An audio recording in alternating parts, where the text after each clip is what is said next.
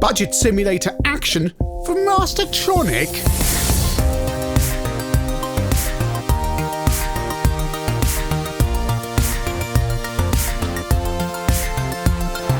Welcome to ChinnyVision, the YouTube channel that reviews games using the real hardware, and has done for the past 6 years. Today we're looking at a budget game I first saw on my cousin's CPC 464, Formula 1 Simulator by Mastertronic, released in 1985. Starting off with the CPC version, the game has no loading screen on the Amstrad. Well, it does, it just says Formula 1 Simulator is loading. You can select from a number of tracks. So I'm going to show them all here. All Formula 1 tracks at the time. And then we will go... I always thought Monza looked like an aeroplane. So we're going to race on Monza. Manual gears or automatic gears. Manual gears are faster. And quite a funky tune playing in the background. I've not played this game for probably 30 years. First thing you have to do is qualify. So it's big sprites not behind you, are in the car.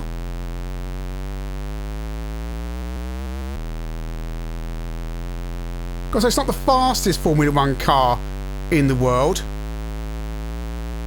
Going towards top speed at about, yeah, I'm in 5th gear, 140 miles an hour, going around the corner. All the corners are marked with a little kind of motorway style 3, 2, 1 markers at the side of the road.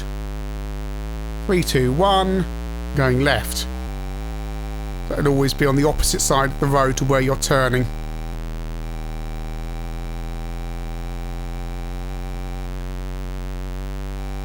Moves quite quickly, and the idea is to... Oh, I've crashed. Yes, if you touch the side of the track, you're dead. Even if you as much as clip the side of the track. Now, this game was released by Mastertronic in 1985, their top-selling game ever at 570,000 copies, selling 155,000 more copies than their re-release of Ghostbusters, which is their second most top-selling game. Over to the Specky. This game was coded by Spirit Software in 1984 and was supposed to go with the Spirit steering wheel. But the game itself was never released, apparently. Mastertronic just bought it up. You get massive arms and hands on the steering wheel. Yeah, I mean, look at this. Don't look when you're driving, rather at the size of the hands in relation to the wrists. Moves along faster than the CPC. How many times do I say that? 48K Spectrum, but actually very nice sound effects.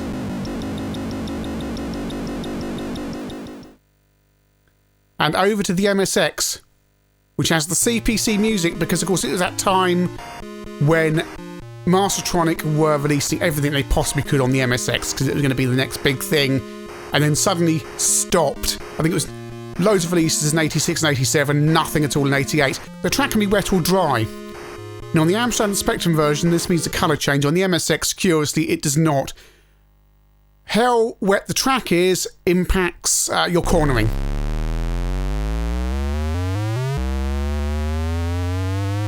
So the MSX version is a curious hybrid of the CPC and Spectrum versions, because the Amstrad version doesn't have the hands on the steering wheel, but the MSX version does. But we've got the Amstrad sound. You've really got to watch yourself when you come around out of corners, because it's very easy to swing back and just come off the track in a way you don't quite expect. Qualifying is totally pointless, by the way. I mean, it does impact where you start the game, but as you'll see, you can pretty much overtake everyone at the start line. C64, Rob Hubbard music, and it's a Mr. Chip Sean Southern game. This is just the attract mode, so you can see how it looks. And you're behind the car. And on this version, it's more like pole position. You have a low and a high gear, as opposed to a full gearing like a Grand Prix car on the Spectrum, Amstrad and MSX versions. A nicer selection screen for all the tracks. There are 9 tracks in total.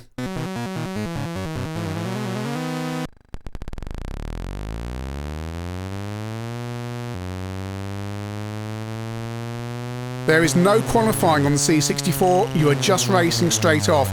And the aim of the game seems to be just to overtake as many cars as possible. The further you drive, the bigger score you get, and it seems to be just survive as long as you can, and you crash and die.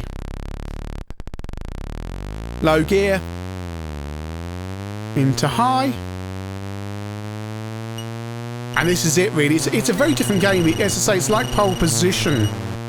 Oh, and it's very hard to avoid the computer-controlled cars. Zap gave this game 54%. Doesn't seem particularly generous considering this was $1.99 and you'd be paying full price for pole position. Although you do keep crashing. Still on lap 1. You are against timer as well. You can see it top left hand corner. So we've done our first lap and our timer has gone up again. Did our first lap in 75 seconds and our lap... Oh! You don't get much warning. Over to the C16, which looks very similar to Speed King because it's exactly the same engine.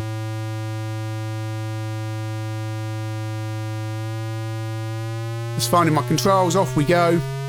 This is also Sean Southern and Mr. Chip, as if I needed to tell you that on the C16 and being Mastertronic.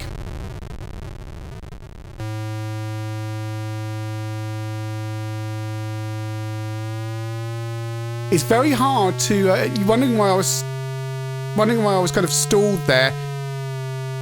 It's very hard if you've crashed to start on a corner because you would just be pulled to the edge and you would die again.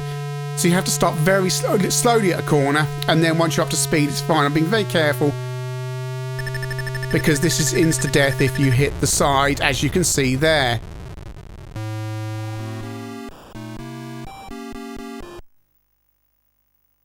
Back to the CPC, we're at Silverstone and the track is wet and we're going to try and qualify again. So muted colours this time. Take it easy. There is no point rushing to get the best time in qualifying. Right. Forward it on, we're going to start the race. We are in position 5. And there's big sprites on the screen that are the other cars.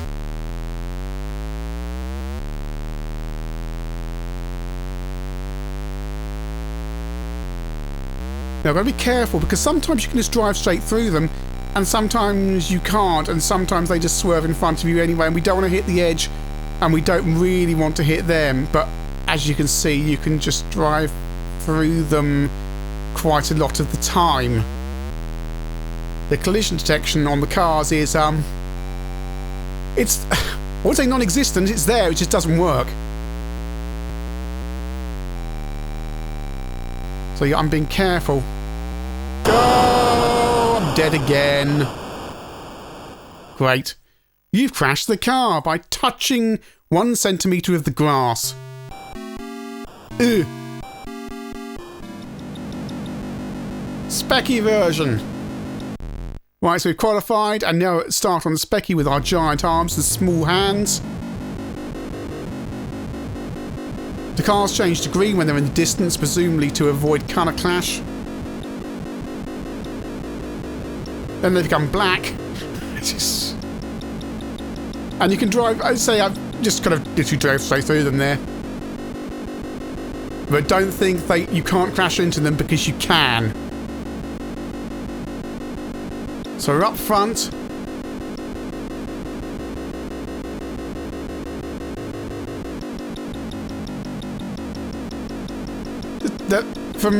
It gets choppy when you get near the edge. The tracks do vaguely follow the real life tracks. The reason I keep racing on Silverstone is because Silverstone's a track I know better than most. And it's vaguely correct. It's vaguely correct. But the lap times aren't.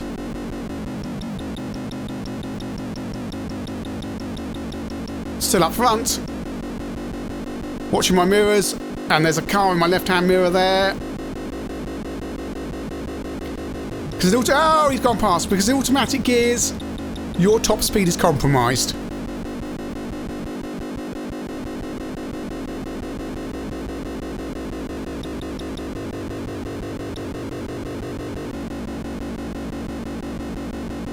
So now I'm in second, and I'll probably be in third very shortly because... Oh!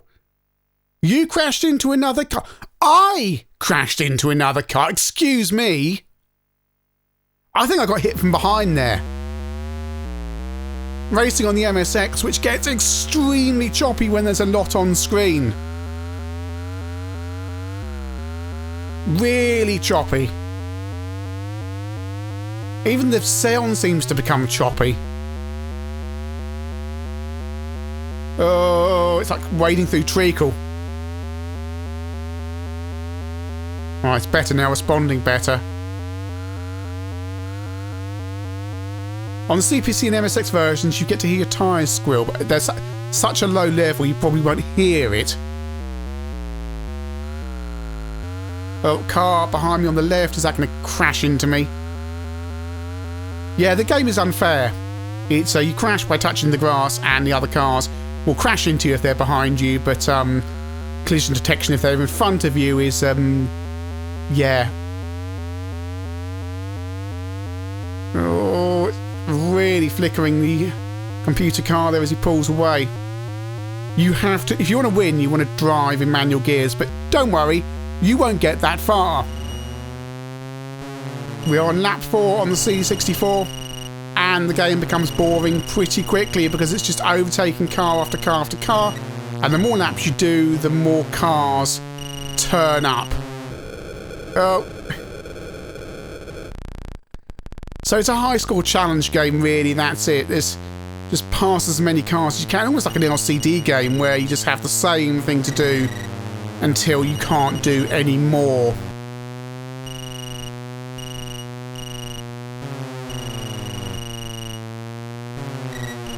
Looks nice. Just wish it was an actual race, because it's Formula 1 simulator, right? So it should actually be a race, because it's a Formula 1 simulator. What the case doesn't say is pole position rip-off simulator. And again, speaking of non-Formula 1 simulators, here we are on C16. Oh, I've hit the edge of the screen. Joy. I mean, as with all C16 games, it's a miracle they get this working in such a small amount of memory, or they'd be pretty annoyed if you'd bought Speed King and then realised it's exactly the same game except with cars in it. Brands Hatch on the CPC used to be a regular stop on the Formula 1 circuit down in Kent. Not anymore.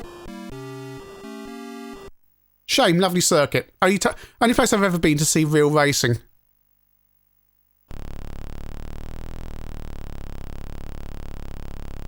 So I'm racing in manual, and when you're redlining, it shows you at the top of the screen. But because the controls are a little bit unresponsive, it's quite hard to drive.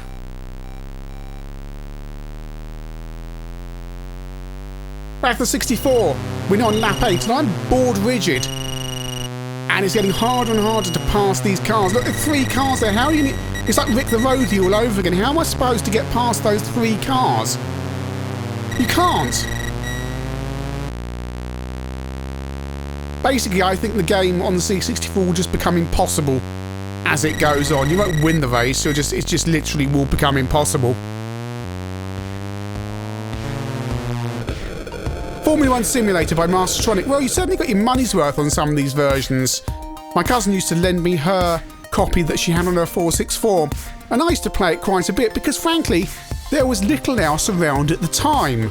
The Z80 versions are Formula 1 simulators. You race against Formula 1 cars on real circuits to the same conditions, kind of, that you would face in F1. The problems are, of course, you will randomly die when a computer car hits you from behind, which is always a bugbear of mine in racing games, and if you as much as touch the grass, you're dead. You'll be very lucky to complete a race. Other than that, on the Z80 versions, there's not much to choose between them, although that MSX version does chug when there's a lot going on. Which brings us to the C16 and C64 versions, which are not a Formula 1 simulator. They're a pole position knockoff, and if that's what you want for $1.99, that's what you've got. In all, like so many budget games, this was alright for the money at the time, especially on the Z80s. You'll play it 5 minutes for the memories, and then you go find something else.